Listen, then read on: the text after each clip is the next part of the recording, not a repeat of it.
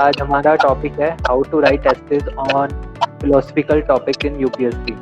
तो जैसे कि फर्स्ट आपने जैसे टॉपिक भी फिलोसफिकल है, तो ये है क्या, व्हाट इज फिलोसफिकल टॉपिक? पहले तो मैं सभी लोगों को अभिनंदन करता हूँ। I just welcome all of you, all the participants who are joined for this session. तो देखिए, अगर हम एस्से पेपर को देखें तो एस्से पेपर का जो इम्पोर्टेंस है आप सभी को मालूम है, क्योंकि एस्से पेपर 250 मार्क्स का होता है सिविल सर्विसेज एग्जामिनेशन, और 250 मार्क्स होते हैं, उसमें आपके 80-90 मार्क्स भी आ सकते हैं और 150 से लेकर 160 मार्क्स भी आ सकते हैं।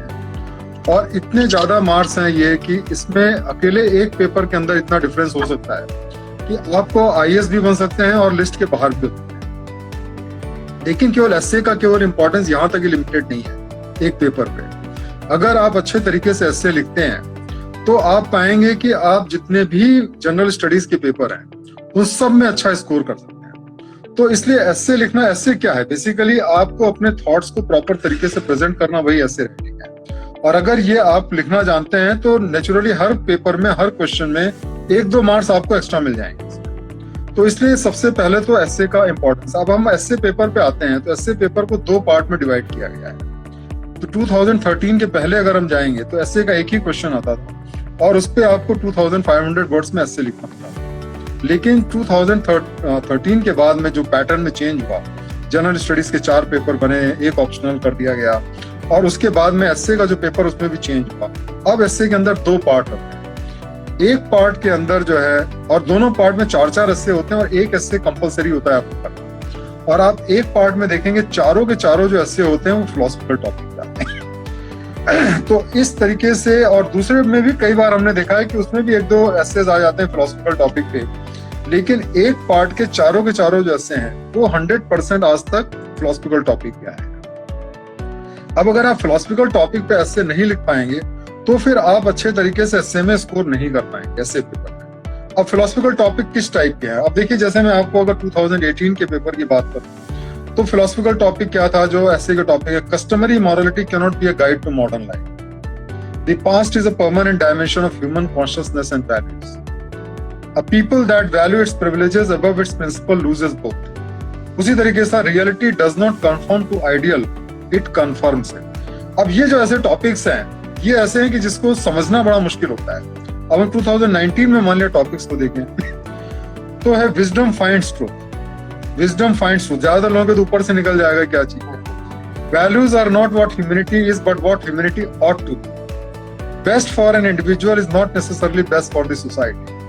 And courage to accept and dedication to improve are 2 ways to success. अब इस टॉपिक पे आपको ऐसे लिखना है। अब ये जो देखिए चीजें होती हैं, इसमें जो टॉपिक सेलेक्ट किए जाते हैं वो जो टॉपिक्स होते हैं किसी फेमस फिलोसोफर के या थिंकर के कोटेशंस होते हैं। आजकल ये पैटर्न हमने देखा कि जो ऐसे के टॉपिक्स होते हैं वो स्टेट पे कोटेशन से लिफ्ट कर लिए जाते हैं। अब है कि जो कोटेशंस होते हैं उसमें हमें ऐसा लगता है कि वो कोटेशन बिल्कुल सही है।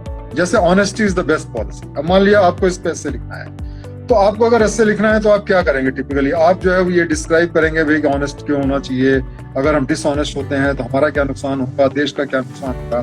तो इस तरीके की बातें हम करते हैं। लेकिन हकीकत में अगर आप देखें कि जो ऑनेस्टी है या जो एथिक्स हम कहते हैं वो हमें क्या सिखाता है, क्या चीज लाइफ में अच्छा होता है। जैसे अगर ऑनेस्टी वाकई में अगर बेस्ट पॉलिसी होती तो दुनिया में हर आदमी ईमानदार होता है कि नहीं? लेकिन हकीकत में अगर हम लोगों को देखते हैं तो हकीकत में सारे लोग ईमानदार नहीं होते। हकीकत में ज्यादातर लोग बेईमान होते हैं। तो ऐसा क्यों होता है?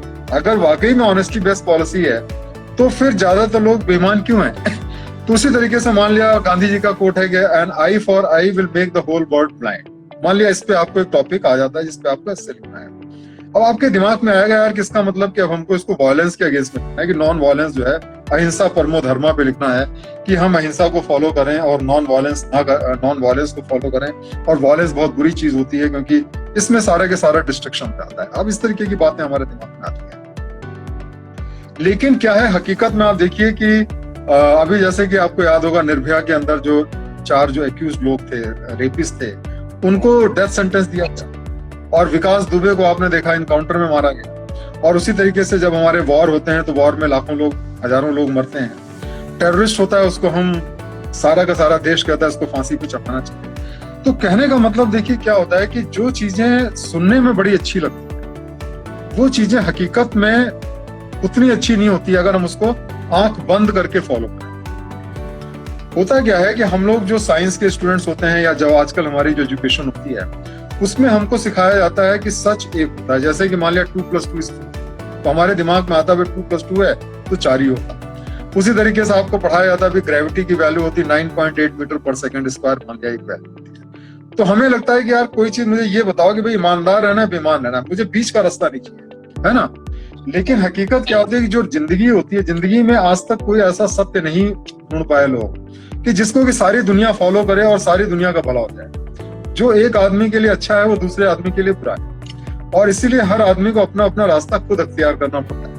और यही फिलॉसफी होती है। फिलॉसफी बेसिकली हमें ये कहती है कि भाई कोई भी चीज जो है वो दुनिया में यूनिवर्सल ट्रुथ नहीं है। कोई भी चीज दुनिया में यूनिवर्सल ट्रुथ नहीं है। हर चीज की कमियां होती हैं और कोई भी चीज जो है उसको इस्तेमाल करने का तरीका हमको आना चाहिए। इसी तरीके से बहुत सारे जो प्रिंसिपल्स हैं, बहुत अच्छे अच्छे प्रिंसिपल्स हैं, लेकिन सही प्रिंसिपल को सही जगह पे इस्तेमाल करना, सही तरीके से इस्तेमाल करना, ये जो है फिलोसोफर आपको सिखाता है। और इसीलिए जब फिलोसफिकल टॉपिक पे लोगों को ऐसे आते हैं तो लोगों को समझ में नहीं आता क्या करें, और अक्सर क्या होता है जो स्टेटमेंट होता है उसी को वो सपोर्ट करने लगते हैं और यहीं पे वो अच्छे ऐसे नहीं लिख पाते। जैसे स्टूडेंट के क्वेश्चन आते हैं, जैसे फिलोसफिकल का आया तो सब जनरली जो कोटेशन होती है उसी के मीनिंग के ऊपर लिखने लग जाते हैं। हाँ, वही मीनिंग ऊपर लिखना है, उसी के मीनिंग को लिखने लग जाते हैं और वही उसी में एग्जाम्पल या उसी को एक्सप्लेन करने लगते हैं। तो मतलब और क्या फॉर्मेटिंग फॉलो करें बच्चे कि आपको उनको मार्क्स अच्छे स्कोर कर पाए एग्जाम। आपने बहुत अच्छा सवाल किया इसमें जो है कि देखिए जब आप अगर देखिए मान लिया honesty is the best policy है और आप उसको उसकी जो है उसी को आप एक्सप्लेन करने लगे पूरे एस्से में 1200 वर्ड्स में, और ईमानदार लोगों का एग्जाम्पल देने लगे, डॉक्टर कलाम का, गांधी का, और क्या कहते हैं आप लाल बहादुर शास्त्री का, ऐसे बहुत सारे लोगों का, तो वो क्या होगा कि वो एस्से में दम नहीं रहे, वो एस्से में मजा नहीं आएगा पढ़ने और वो एस्से पूरे सत्य को बताता भी नहीं है। क्योंकि एक एग्जाम्पल अगर ईमानदार आदमी का है तो 10 एग्जाम्पल बेईमान वालों के भी जो कि बेईमानी करके बहुत सक्सीड करते हैं, है ना। तो अब इसके अंदर हमें क्या करना चाहिए, तो इसके देखिए हमने जो हमारी किताब है एस्से और आंसर राइटिंग जो मैंने इसमें लिखा हुआ है उसमें हमने एक डेडिकेटेड चैप्टर जो है वो एस्से उस पे फिलोसफिकल एस्से पे डिवोट किया हुआ है, ठीक है। और उसके अंदर हमने इसमें 6 स्टेप्स बताए फिलोसफिकल टॉपिक में एस्से लिखने के 6 स्टेप्स हमने बताए। पहला स्टेप ये होता है जिसको हम कहते हैं थीसिस, जो आपको टॉपिक दिया हुआ है। जैसे अगर आपको टॉपिक दिया हुआ है honesty is the best policy, this is the thesis, तो इसके सपोर्ट में हमें चीजें लिखनी चाहिए। लेकिन फिर हमें ये बताना चाहिए कि हकीकत में क्या है कि लोग ऑनेस्ट नहीं, और हकीकत में ये प्रिंसिपल सब जगह पे पूरी तरीके से काम नहीं करता। क्योंकि अगर ये प्रिंसिपल वाकई में अच्छा होता तो हर आदमी फॉलो करता, है ना। लेकिन कुछ तो कमी है इसके अंदर। तो अब इसकी जो अपोजिट फिलॉसफी होती है कि honesty is the not the best policy, या जो उसको हम जो है उसको कहते हैं एंटीथीसिस। जो भी आपकी, जैसे अगर हम कहते हैं अहिंसा परमो धर्म, अहिंसा सबसे बड़ा धर्म है, तो ये थीसिस हो। लेकिन इसके अपोजिट क्या हो गया कि बिना हिंसा के काम नहीं चलता, आई फॉर आई, जो आदमी जैसा करे टिट फॉर टैट, ये इसके अपोजिट फिलॉसफी है ना। तो उसको हम कहते हैं एंटीथीसिस। तो आपको नेक्स्ट पैराग्राफ्स में या आगे आने वाले पैराग्राफ्स में उसकी एंटीथीसिस देनी चाहिए। ऐसे लोगों का एग्जाम्पल देना चाहिए जो लोग कि करप्ट हैं और करप्ट होकर के दुनिया में बहुत सफलता को पाते हैं। ऐसे बहुत सारे लोग मिल जाएंगे जो कि आज भी, अगर हम किसी का नाम नहीं लेना चाहते, लेकिन अगर आप जैसे पॉलिटिक्स में देखेंगे, ब्यूरोक्रेसी में देखेंगे, बिजनेस में देखेंगे, तो ऐसे बहुत सारे बिजनेसमैन मिल जाएंगे, सिविल सर्वेंट्स मिल जाएंगे, पॉलिटिशियंस मिल जाएंगे, जो कि बहुत पैसा उन्होंने जिंदगी में कमाया, करप्शन किया, लेकिन उसके बावजूद टॉप पे पहुंचे, मिनिस्टर्स बने, प्राइम मिनिस्टर बने, चीफ मिनिस्टर बने। ऐसे बहुत सारे एग्जाम्पल्स हैं।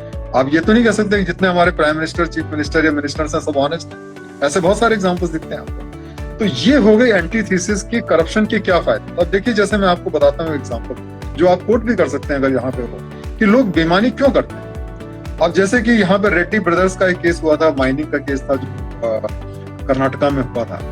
उसमें जो जज उनकी हियरिंग कर रहा था उसको 40 करोड़ रुपए का ब्राइब ऑफर किया गया था। 40 करोड़ रुपए का ब्राइब सिर्फ बेल देने के लिए, कि जमानत अगर उसको दे दें तो उसको 40 करोड़ का ब्राइब ऑफर किया। अब ये 40 करोड़ का ब्राइब तो वो नेताजी जो हमारे जज साहब हैं वो 10 जिंदगी में कमा नहीं सकते, है ना।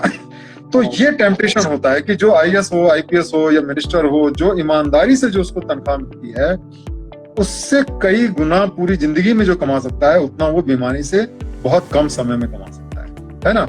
और हमारा सिस्टम इतना स्ट्रांग नहीं है कि जो उसको पनिश कर सके, तो इसलिए लोग करप्शन करते हैं और इसीलिए लोगों को करप्शन अट्रैक्ट करते हैं, ठीक है। तो इसको हम कहते हैं एंटीथेसिस। इसके बारे में भी आपको एग्जांपल देने चाहिए। तो उससे क्या होगा कि एग्जामिनर के दिमाग में एक इंटरेस्ट आएगा और जो रीडर होगा उसको भी इंटरेस्ट आएगा कि यार ये क्या बात कर रहा है, ये करप्शन को जस्टिफाई कर रहा है, how can he justify corruption, है ना। उसके दिमाग में ये बात आएगी। अब वो आपके एस्से को आगे पढ़ेगा। जो नेक्स्ट स्टेप है वो है ब्रेन स्टॉर्मिंग। ब्रेन स्टॉर्मिंग जो होती है, जो मैं आपको कभी आगे के लेसन्स में कराऊंगा, कि उससे हम ब्रेन स्टॉर्मिंग में बहुत सारे सवाल करते हैं। क्यों ऐसा होता है, क्यों लोग बेईमान हैं, क्यों लोग ईमानदार नहीं हैं, बेईमानी करने के क्या फायदे हैं, ईमानदारी करने के क्या फायदे हैं, ईमानदारी के क्या नुकसान है, कब ईमानदार होना चाहिए, कब बेईमान होना चाहिए।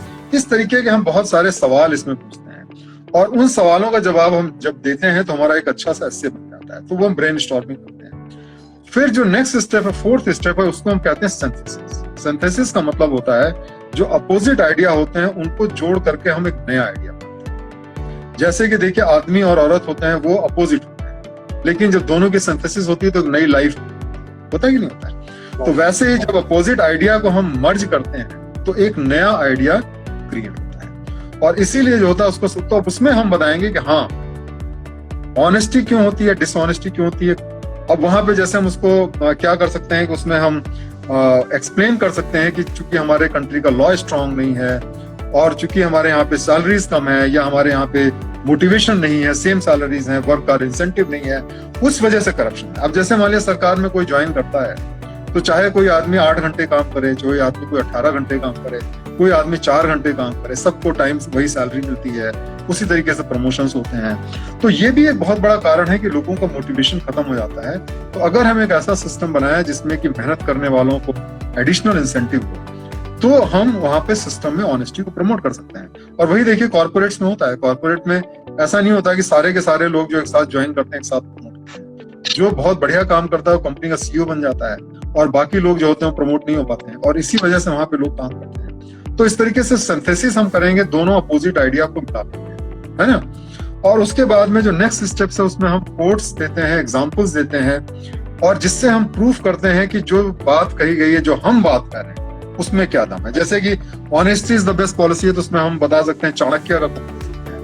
चाणक्य ने कहा था कि जो है don't be too honest, straight trees are cut first and the honest people are screwed first. एक बहुत ही फेमस कोटेशन है, उसको हम दे सकते हैं। और ये हम कह सकते हैं कि जो ऑनेस्ट लोग होते हैं लाइफ में सफर करते हैं, ऐसा चाणक्य ने कहा था, और उनके एग्जांपल्स दे सकते हैं और स्टडीज दे सकते हैं जिससे हम इस बात को अपनी स्टैब्लिश कर सकते हैं। और फाइनली जो लास्ट स्टेप है वो है कंक्लूजन। अब कंक्लूजन के अंदर देखिए, जब हम आते हैं तो कंक्लूजन के अंदर हमें कभी भी कोई भी जो एथिकल स्टैंड है उसके अगेंस्ट नहीं आना चाहिए। हमने यहाँ पे डिस्कस जो है वो अनएथिकल या जो लोग का करप्शन इसलिए नहीं किया कि हम करप्शन को जस्टिफाई कर रहे हैं, बल्कि हमारा पर्पस ये होना चाहिए, ये प्रूफ करना कि जो लोग करप्शन करते हैं वो क्यों गलत करते हैं। ये कॉन्ट्रास्ट लाना हमारा है। और अल्टीमेटली हम दोनों को, करप्शन को और ऑनेस्टी को कंपेयर करेंगे, और कंपेयर करने के बाद में हम ये स्टैब्लिश करेंगे कि ऑनेस्ट रहना ही सबसे अच्छी पॉलिसी है। अगर आपको ऑनेस्टी और करप्शन में चूज करना है तो ऑनेस्ट रहना ही सबसे अच्छी पॉलिसी है।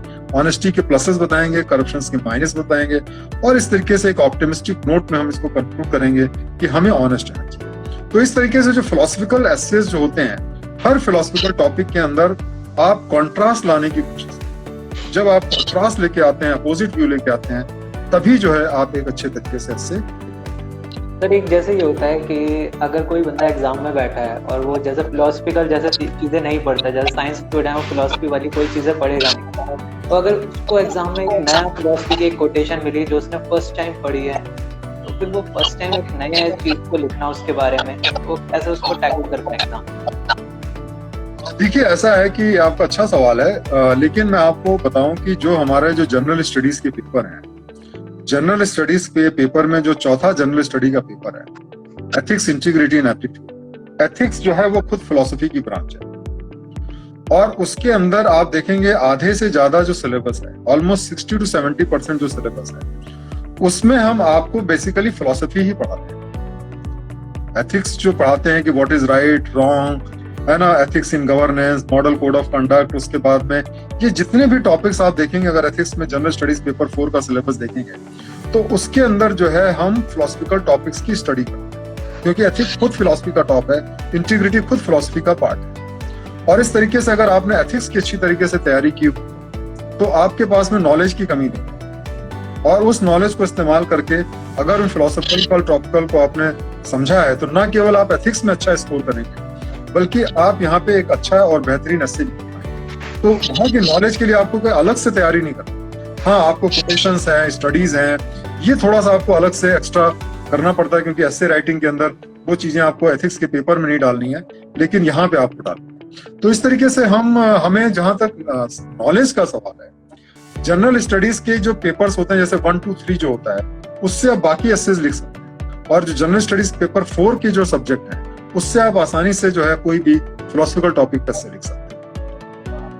ओके, तो सर अगर हमें कोई ट्रेंडिंग टॉपिक, जैसे एक स्टूडेंट है वो तैयारी कर रहा है और ऐसे राइटिंग ही कर रहा है, तो फिलोसफिकल में ट्रेंडिंग टॉपिक्स कहाँ से? ट्रेंडिंग जो टॉपिक्स की बात है, अगर हम देखें जैसे लास्ट ईयर का हम क्वेश्चन पेपर देखते हैं, है ना, अब लास्ट ईयर का जो 2019 का क्वेश्चन पेपर है, अगर हम जनरल पेपर्स पे जाते हैं, जनरल टॉपिक्स पे जाते हैं, है ना, तो वो आपके जनरल स्टडीज पेपर 1, 2, 3 के टॉपिक्स आते हैं। अब जैसे मैं आपको बताता हूँ जो टॉपिक्स आए थे last year, South Asian societies are govern not around state but around their plural culture and plural identities. इसका मतलब ये है कि ये कहाँ से टॉपिक आए। आजकल आपने देखा होगा कि पूरे देश में नेशनलिज्म की बात होती है कि इंडिया में एक लैंग्वेज हो, एक कल्चर हो, है ना, एक विचारधारा हो।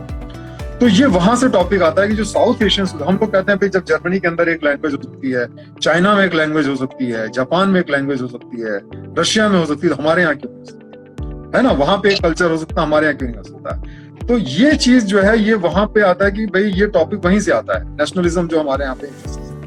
सेकंड टॉपिक की अगर हम बात करें तो neglect of primary health care and education are reasons for the backwardness. अब ये भी आप देखेंगे कि ये टॉपिक भी कॉन्टेम्परेरी टॉपिक है, क्योंकि देखिए लास्ट ईयर अगर आप ध्यान करें तो जो आपकी जो आयुष्मान भारत की स्कीम गवर्नमेंट ने चलाई, और उसी तरह से एजुकेशन में उन्होंने सेंटर ऑफ एक्सेलेंस बनाने की बात करी, एक्सेलेंस के लिए रिवॉर्ड देने की बात करी, न्यू एजुकेशन पॉलिसी भी देखिए रिसेंटली आई हुई है। तो इस हिसाब से ये कॉन्टेम्परेरी टॉपिक है जिसपे कैसे आया हुआ है। नेक्स्ट टॉपिक अगर हम जाएं, देखिए biased media is a real threat to Indian democracy. अब देखिए ये भी एक बहुत इंपॉर्टेंट टॉपिक है, क्योंकि मीडिया हम जैसा कि देखते हैं आजकल वो काफी बायस्ड चल रही है। तो अगर आप मीडिया को देख रहे हैं और मीडिया के बारे में आप देखिए न्यूज़पेपर में भी आर्टिकल्स आते रहते हैं, तो इसके लिए भी आपको मटेरियल की कमी नहीं है, क्योंकि बायस्ड मीडिया जो है ये एक बहुत बड़ा हमारा एक नेशनल इशू बनता चला जा रहा है। अगर हम नेक्स्ट टॉपिक पे जाएं, rise of artificial intelligence, the threat of jobless future for better job opportunities through reskilling and upskilling. ये खुद में अपना बड़ा इंपॉर्टेंट टॉपिक है कि जिस तरीके से आर्टिफिशियल इंटेलिजेंस आ रहा है, चाहे गूगल इस्तेमाल करते हैं, फेसबुक इस्तेमाल करते हैं, उसके चक्कर में जो 10 आदमी काम किया करते थे आज एक ही आदमी करता है, आदमी की जरूरत नहीं है। और इसलिए देखिए अनएम्प्लॉयमेंट आप देख रहे हैं कि हमारे देश में बढ़ता चला जा रहा है, अनएम्प्लॉयमेंट हमारे यहाँ बहुत बड़ी प्रॉब्लम है। तो जब भी हम आज के तारीख में अनएम्प्लॉयमेंट की बात करते हैं तो हम आर्टिफिशियल इंटेलिजेंस की बात करते हैं। तो इस तरीके से ये देखिए कॉन्टेम्परेरी आपके टॉपिक हो जाते हैं। अब अगर हम फिलोसफिकल टॉपिक की बात करें तो फिलोसफिकल टॉपिक के अंदर देखिए ये सबसे बड़ी प्रॉब्लम है कि फिलोसफिकल टॉपिक में हम एग्जैक्टली फिलोसफिकल टॉपिक को प्रेडिक्ट नहीं कर सकते, क्योंकि फिलोसफी के जो टॉपिक्स होते हैं वो हजारों साल पुराने वही थे, आज भी होते हैं। अब जैसे देखिए गीता का ज्ञान है, गीता एक फिलोसफी है जैसा कि आप जानते हैं। अब गीता कब लिखी गई? हजारों साल पहले, है ना, और आज भी गीता रिलेवेंट है कि नहीं? आज भी गीता रिलेवेंट है। तो जो फिलोसफीज होती है उनकी लाइफ बड़ी लंबी होती है। अभी आप देखेंगे जैसे सोक्रेटिस के ऊपर सोक्रेटिस का कोट है कि unexamined life is not worth. अब ये जो टॉपिक है ये सोक्रेटिस ने 2500 साल पहले, लेकिन आज की तारीख में ये बात भी लागू होती है ना। तो ये सारे के सारे जो फिलोसफिकल टॉपिक हैं उनमें सबसे खूबसूरत चीज क्या होती है कि वो कभी पुराने नहीं होते, और इसीलिए वो, क्योंकि उसके अंदर एक ऐसा सत्य होता है जो समय के हिसाब से बदलता है। इसलिए अगर आपने कुछ अच्छे स्टैंडर्ड फिलोसफिकल टॉपिक, खासतौर से अगर लास्ट के कुछ सालों के फिलोसफिकल टॉपिक को स्टडी कर लिया है और उस पर एस्से लिखने की प्रैक्टिस कर ली है, तो जो भी नए टॉपिक आएंगे उस पर आप आसानी से एस्से लिख पाएंगे। और ये टेक्निक्स जैसे मैंने आपको बताया। तो सर अगर हम जैसे इसके एस्से राइटिंग पे तो न्यूज़पेपर का क्या रोल है? फॉर एग्जांपल अगर कोई न्यूज़पेपर भी पढ़ता है फॉर एग्जांपल अपनी इंग्लिश को सही करने के लिए या एस्से राइटिंग स्किल को इम्प्रूव करने के लिए, तो कौन से न्यूज़पेपर फॉलो करें जो ज़्यादा इम्पैक्ट करेंगे उनकी राइटिंग स्किल को एस्से राइटिंग में, इन सब चीज़ों में? अच्छा सवाल आपने किया है, बहुत अच्छा सवाल है। देखिए क्या होता है कि न्यूज़पेपर में वैसे तो मैं हिंदू पेपर को सबसे ज्यादा इंपॉर्टेंस देता हूँ, क्योंकि जो हिंदू पेपर है उसके अंदर सबसे ज्यादा चीजों को अच्छे तरीके से एनालाइज करके प्रेजेंट किया जाता है। वो एक उस लेवल का जो उसके अंदर जो एनालिसिस रहती है जनरली आपको नहीं मिलेगी, प्लस उसके अंदर बहुत सारे वाइड टॉपिक्स उसके अंदर कवर होते हैं। ये एक हकीकत होती है, ठीक है। लेकिन एक चीज मैं आपको इसमें ये भी बताऊं कि हिंदू पे थोड़ा सा जो है वो एंटी स्टैब्लिशमेंट या लेफ्टिस्ट टाइप इसकी आइडियोलॉजी होती है। अब जब भी हम कोई एस्से लिखना चाहते हैं तो उसमें हमारा एक बैलेंस, ठीक है, लेफ्ट और राइट का बैलेंस भी होना चाहिए। और खास तौर से सिविल सर्वेंट एस्पिरेंट्स को जो है वो जो गवर्नमेंट का पॉइंट ऑफ व्यू है उसको हाईलाइट करने की जरूरत है, क्योंकि आप सिविल सर्विसेज ज्वाइन करने जा रहे हैं और एंटी गवर्नमेंट मेंटेलिटी से आप ज्वाइन कर सकते हैं, तो आपको प्रो गवर्नमेंट का पॉइंट लेना चाहिए, जो कि अक्सर आपको कई बार हो सकता है हिंदू में ना मिलता है, लेकिन कई बार नहीं मिलता है। तो ऐसे सिचुएशन में आप एक दूसरा न्यूज़पेपर भी पढ़ सकते हैं, जैसे टाइम्स ऑफ इंडिया, उसको आप पढ़ सकते हैं, या जो गवर्नमेंट की मैगजीन्स हैं जैसे योजना है इसको पढ़ सकते हैं, या गवर्नमेंट की जो वेबसाइट्स हैं उसके अंदर आपको गवर्नमेंट का पर्सपेक्टिव मिल जाएगा, उनकी प्रेस रिलीज में गवर्नमेंट का पर्सपेक्टिव मिल जाएगा, प्रेस ट्रस्ट ऑफ इंडिया जो होती है, पीटीआई की जो न्यूज होती है उसके अंदर आपको गवर्नमेंट की जो ऑफिशियल वर्जन है वो मिल जाएगा। तो हमें इस तरीके से दोनों का पॉइंट हमें चाहिए होता है, और तब आप एक अच्छा एस्से लिख पाएंगे। लेकिन एक और इम्पॉर्टेंट चीज है जो मैं सारे लोगों को बताना चाहता हूँ, आप सारे रीडर्स को बताना चाहता हूँ, और वो इम्पोर्टेंट पॉइंट है कि हम अब जब एस्से का पेपर हमें लिखना है या जनरल स्टडीज का पेपर हमें लिखना होता है, तो हमें पेपर पढ़ने का नजरिया चेंज करना चाहिए, हमें आर्टिकल पढ़ने का नजरिया चेंज करना चाहिए। देखिए जब हम कोई आर्टिकल पढ़ते हैं, चाहे किताब से हम कुछ पढ़ते हैं, कहीं से पढ़ते हैं, तो हमारा फोकस क्या रहता है? नॉलेज पे रहता है। हम अंडरलाइन करते जाते हैं, पॉइंट्स बना लेते हैं, नोट्स बना लेते हैं, उस पर हमारा प्रेजेंटेशन, उस पर हमारा फोकस रहता है। हम उस स्टाइल पे नहीं जाते जिस स्टाइल से वो एस्से लिखते हैं। आप समझ रहे हैं? जैसे मान लिया कि आपने कोई भी एक आर्टिकल पढ़ा अपने टाइम्स ऑफ इंडिया में, हिंदुस्तान टाइम्स में, वो एक आपका एडिटोरियल पेज पे एक आर्टिकल है जो करीब 500-600 वर्ड्स का होता है, जो आर्टिकल टिपिकल आता है। हम में से ज्यादातर लोग उसको सिर्फ नॉलेज के लिए पढ़ते हैं। आप देखिए कि किस तरीके से उसमें इंट्रोडक्शन इंट्रोड्यूस किया है, किस तरीके से उसमें बॉडी के अंदर जो है वो प्लस एंड माइनसेस को प्रेजेंट किए गए, और किस तरीके से फाइनली उसमें कंक्लूजन प्रेजेंट किया। तो अब जब भी आप कोई आर्टिकल पढ़ें या जब भी कोई एस्से पढ़ें, तो केवल वहां के नॉलेज को एक्वायर ना करें, उसकी स्टाइल को भी पकड़ें, क्योंकि आपको लिखना भी है। केवल वहां पे आपको केवल पॉइंट बुलेटेड फॉर्म में नहीं लिखना है, और कई बार लोग ऐसे में बहुत बड़ी गलती करते हैं कि वो बुलेटेड फॉर्म में लिखते हैं, ऐसा नहीं लिखना होता है। तो आप जब चीजों को पढ़ें तो आप स्टाइल को भी पकड़ेंगे, यार देखो इसमें कैसे उसने इंट्रोडक्शन शुरू किया, किस तरीके से उसने अपना बॉडी के अंदर जो है प्लस लाया, माइनस लाया, किस तरह डाटा प्रेजेंट किए, और किस तरीके से कंक्लूजन उसने किया, और फिर वो स्टाइल आप अपनी धीरे धीरे करके अडॉप्ट करके अपनी एक स्टाइल बनाएं। तो आप वहां से don't learn only what is there, but how the essay is written, how the article is written, that also you should learn.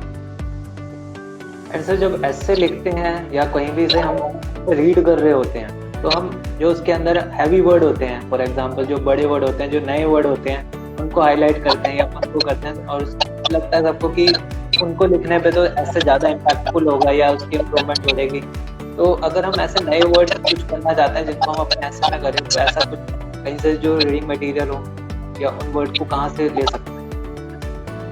ऐसा है कि आप किसी भी टॉपिक में जब तैयारी करते हैं तो पहले तो मैं आपको ये भी एडवाइस करूंगा कि जैसे जो न्यूज़पेपर में आर्टिकल्स आते हैं वो प्रॉपर नहीं होते हैं, कंप्लीट नहीं होते हैं एस्से लिखने के। कारण क्या होता है मैं आपको बताता हूँ। देखिए जो भी राइटर होता है, जो भी आपका मान लिया जो आर्टिकल लिख रहा है, वो एक बायस्ड आदमी होता है। जैसे कि मान लिया हम डिमोनेटाइजेशन की बात करें, तो आप देखेंगे कोई भी आर्टिकल अगर आपको मिलेगा तो वो या तो डिमोनेटाइजेशन को सपोर्ट कर रहा होगा या वो डिमोनेटाइजेशन के अगेंस्ट। आप समझ गए? अगर हम मान लिया बात करें जीएसटी की बात करें, तो आप कभी भी किसी भी आर्टिकल को पढ़ के आप देखिएगा, या तो वो उसको सपोर्ट कर रहा होगा या उसके अगेंस्ट होगा। लेकिन अगर आप उस तरीके से लिखते हैं तो आप एक अच्छे एस्से नहीं लिख पाएंगे। अच्छा एस्से ये है कि दोनों प्लस और माइनसेस को प्रेजेंट किया जाए और उसको प्रॉपरली बैलेंस किया जाए और किस तरीके से उसको कंक्लूड किया जाए। उसके लिए मैं आपको यही एडवाइस करूंगा कि जो स्टैंडर्ड बहुत सारी किताबें हैं जिसके अंदर सैंपल एसेस, मेरी अपनी किताब में भी बहुत सारे सैंपल एसेस हैं, ऐसे की जो मेरी किताब है essay and answer writing for civil services. इसके अलावा दिशा पब्लिकेशन की और भी बुक्स हैं और भी बहुत सारे लोगों ने लिखी है 151 एसेज और कई सारे ऐसे की किताबें हैं जिसमें कि आप देखिए कि स्टैंडर्ड ऐसे लिखा कैसे आता है, किस तरीके से प्लसेस और माइनसेस प्रेजेंट किए जाते हैं। क्योंकि आपको एग्जाम में आर्टिकल नहीं लिखना न्यूज़पेपर, ये ध्यान रखिए, आपको ऐसे लिखना है और ऐसे के अंदर दोनों चीजों का मिश्रण होना चाहिए और उसके अंदर आपको प्रेजेंट करना है। अच्छा, अब सवाल उठता है कि जो इंपॉर्टेंट वर्ड्स हैं हम कहाँ से लें? देखिए, जब भी हम कोई आर्टिकल पढ़ते हैं तो उसके अंदर कुछ तो देखिए टेक्निकल वर्ड्स होते हैं। जो टेक्निकल वर्ड्स होते हैं उनका कोई सब्स्टिट्यूट नहीं होता, उसको तो आपको याद करना है ना। अब आपको मान लिया कोई भी टेक्निकल वर्ड है, मान लिया जैसे कि मान लिया हम बात करते हैं ट्रेड डेफिसिट की बात करते हैं। अब ट्रेड डेफिसिट का कोई दूसरा वर्ड नहीं है, ट्रेड डेफिसिट तो आपको ट्रेड डेफिसिट ही लिखना है। लेकिन इसके अलावा जो वर्ड्स होते हैं, कई बार क्या होता है कि राइटर कुछ वर्ड्स हाई फाई लिखता है। एक चीज आपको ये भी देखनी पड़ेगी कि जो आर्टिकल्स लिखे जाते हैं, जैसे शशि थरूर लिखेंगे या रामचंद्र गुप्ता लिखेंगे, ये सब फेमस हिस्टोरियंस हैं, ये सब आपके प्रोलिफिक राइटर्स हैं, 60 साल 70 साल तक उनकी उम्र है, उन्होंने हजारों आर्टिकल्स लिखे हैं। अब आपको उस लेवल की एफिशिएंसी पे आने की जरूरत नहीं है।